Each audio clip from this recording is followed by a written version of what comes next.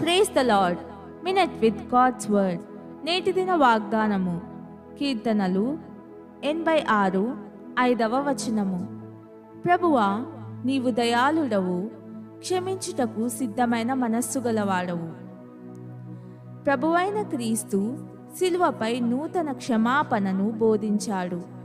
అదేమంటే మన శత్రువులను సైతం మనం క్షమించాలి. ఇది చాలా కష్టమైంది, అవునా? తండ్రి, వీరేమి చేయుచున్నారో వీరెరుగరు గనుక వీరిని క్షమించుమని యేసు ప్రభువు ప్రార్థించారు. పాత నిబంధన కాలంలో కంటికి కన్ను పంటికి పన్ను అంటే దెబ్బకు దెబ్బ అని విధంగా ఉండేది.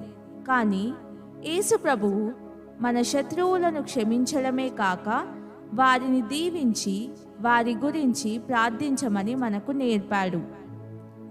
ఎవరి మీదనైనా నీ హృదయంలో పగ కానీ ద్వేషం కానీ ఉన్నట్లయితే బలిపీఠం దగ్గరకు నీ అర్పణ విడిచిపెట్టి మొదట వారిని క్షమించు. అప్పుడు నీ హృదయంలో నుండి గొప్ప సంతోష సమాధానం పొంగి పొర్లుతాయి. ప్రార్థన. యేసు ప్రభువా, నాపై ఎంత కృప చూపావయ్యా. క్షమాపణ నిమిత్తం నా ముందుంచిన మాదిరికై వందనాలు. క్షమించడం నాకు కష్టమైనా నీ ప్రేమను బట్టి నేను చేస్తాను. అట్టి నీ కృపకై వందనాలు. యేసు ప్రభుని ప్రశస్త నామంలో ప్రార్థిస్తున్నాను తండ్రి. ఆమెన్.